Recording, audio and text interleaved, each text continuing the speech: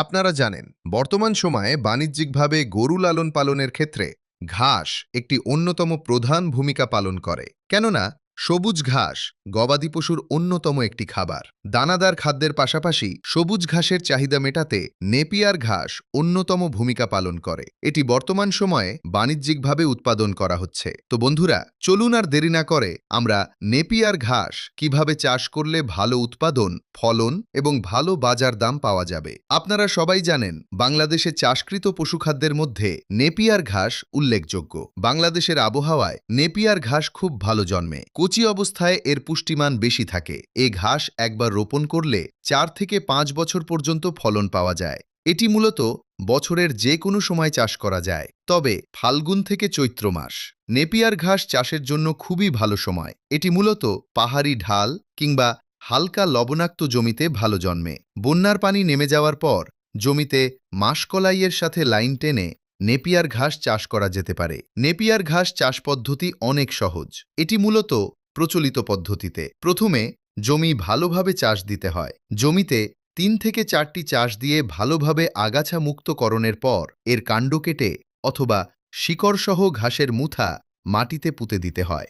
সাধারণত হেক্টর প্রতি 25 থেকে 26,000 কাটিং কিংবা মোথা প্রয়োজন হয়।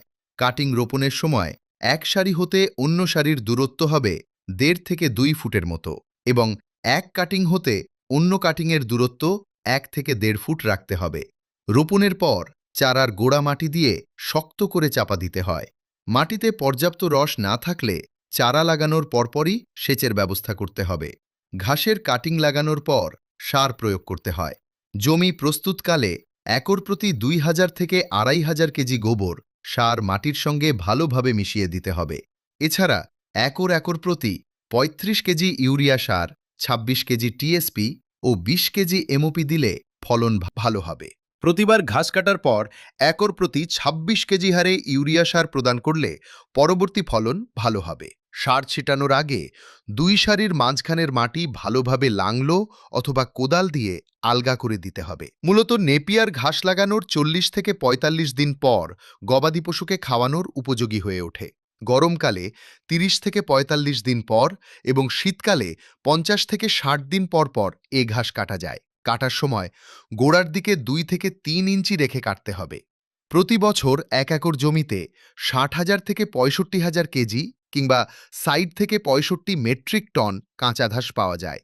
নেপিয়ার ঘাস যদি বর্ষা মৌসুমে লাগানো হয় তাহলে আসলে সেচের কোনো প্রয়োজন পড়ে না। তবে শুষ্ক মৌসুমে যদি আমরা নেপিয়ার ঘাস লাগাতে চাই, সেক্ষেত্রে 15 থেকে 20 দিন পর পর সেচ প্রদান করতে হবে। আসলে নেপিয়ার ঘাসের তেমন একটা পরিচর্যা না করলেও হয়, কেননা নেপিয়ার ঘাস কাটার পরেই গরুকে খাওয়ানো হয় এবং এই নেপিয়ার ঘাসের পরিচর্যার জন্য প্রতিবার সার প্রয়োগের আগে সম্ভব না হলে বছরে 2 বার ঘাসের সারির মাঝখানে মাটি ভালোভাবে আলগা করে দিতে হয়। এতে ঘাসের শিকড় ভালোভাবে ছড়াতে পারে এবং সহজে মাটি থেকে প্রয়োজনীয় পুষ্টি সংগ্রহ করতে পারে। পৌষ থেকে ফাল্গুন মাস পর্যন্ত শীতের তীব্রতা ও শুষ্ক আবহাওয়ার কারণে নেপিয়ারের ফলন একেবারে কমে যায়। এ সময় ছাগল যাতে ডগা নষ্ট না করতে পারে সেদিকে বিশেষ নজর রাখতে হবে। ঘাস কাটার পর টুকরো টুকরো করে গবাদি পশুকে খাওয়ানো যায়। এছাড়া 2 থেকে 3 ইঞ্চি করে কেটে খড়ের সাথে মিশিয়ে খাওয়ানো যেতে পারে।